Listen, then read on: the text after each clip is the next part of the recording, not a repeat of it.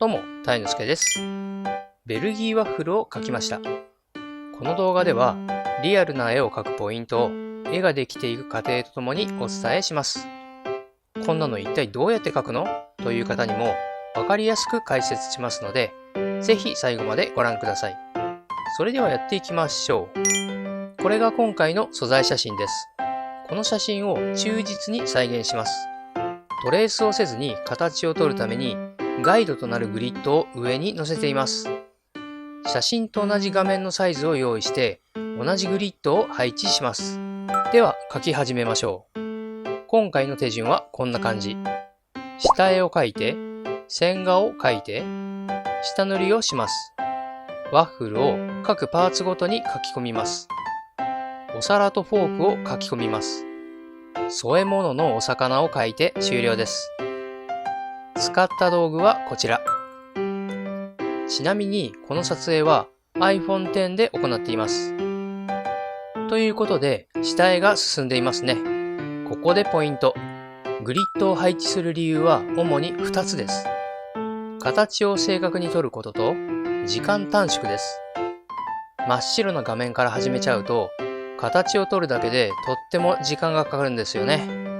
以前はグリッドを使わなかったんですが、その時は書いて消してを何回も繰り返していました。鉛筆ツールを使って書いています。この後黒い線で線画を描くので、差がわかるように色がついた線で描いています。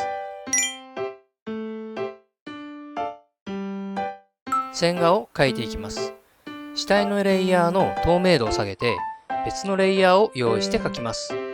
ポイントは、この時も写真をしっかりと見ながら、どの線が正しいのかを確認しながら描くということです。下絵の線は大きく形を取るためのものなので、ラフで線の幅がまちまちです。写真を見ながらちゃんと線を選ばないと、印象が違うものができてしまいます。背景と下塗りに入ります。下塗りは均等に色を塗りたいのでマーカーブラシを使います。線画で決めた線をなぞるように塗っていきます。丁寧な線画を描く理由はここにもあります。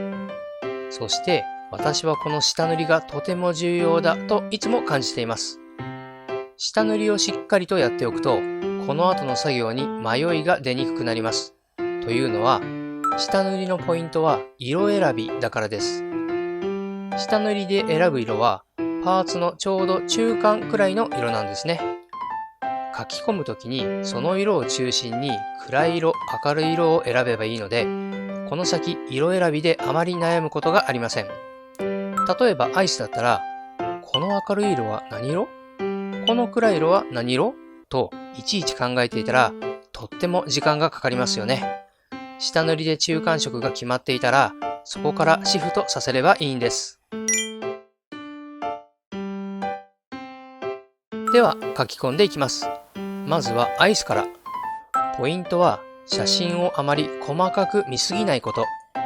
アイスには細かな凹凸がたくさんありますが、あまりそれらにとらわれることなく、全体の立体感を出すことに注意をしています。ワッフルの部分を書き込んでいきます。ここで難しかったのが、シュガーパウダーがかかっているということです。実は書き出す前に、これをどう書き進めようかと、写真をじっくり見ながら作戦を考えていました。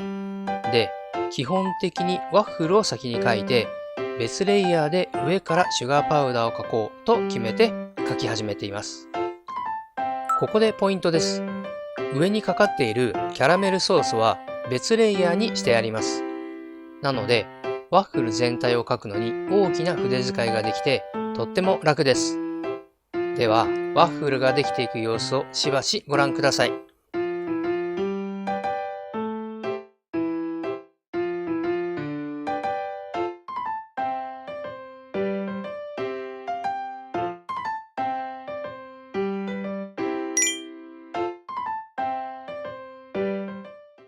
キャラメルソースを描く作戦を見てみましょう。パッと見、陰影や光の反射など様々な要素がありますね。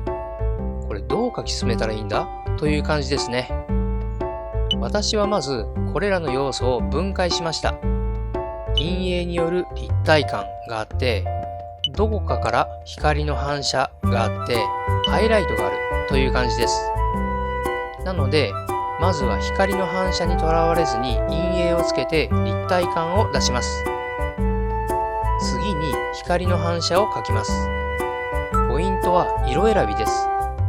下塗りの色よりも明度が高くて彩度が低い色という感じの色を選ぶことにしました。最後にハイライトを入れます。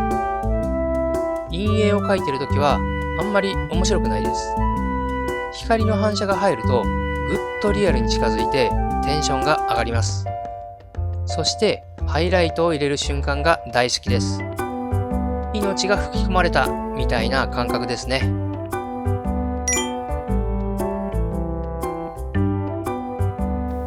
ベリー類を描いていきます。キャラメルソース同様に陰影を描いて立体的にします。まずは暗い部分から。ここはあんまり面白くない。次に明るい部分とハイライトを描いていきます。はい、今テンションぶち上がり中。お皿とスプーンを描いていきます。美味しいワッフルを描き終えたので、もう十分満足しちゃってますが、気を取り直して描いていきます。お皿とフォークは硬いものなので、そこを意識して描き進めます。硬く見えるポイントは、明るい色と暗い色が隣り合っていることです。ハイライトのすぐ横に暗い色が来ることで硬さが生まれます。では、ワッフルと同じチェック柄のお魚、クダゴンベを描いていきましょう。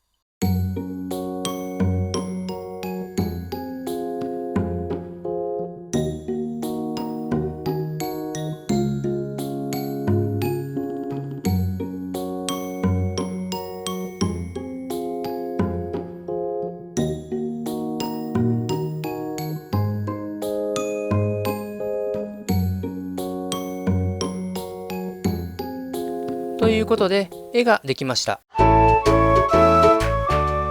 かがでしたか？写真を再現してリアルなワッフルを描くポイントをお伝えしてきました。写真を見たまま描いてるだけじゃんと思われる方もいるかと思います。でも、その写真はどういう光の下で撮影されたんだろうかとか、このパーツを描くためにはどういう作戦でいこうかなど、いろいろな分析をして工程を考えて描いているので、それなりに技術が必要だし、何より楽しいんです。ここまで見ていただいてありがとうございます。ぜひついでにもう一本見ていってくださいね。それでは最後までご視聴ありがとうございました。皆さんのコメントをお待ちしています。この動画が面白かった、ためになったと思ったら高評価ボタン、そしてチャンネル登録をよろしくお願いします。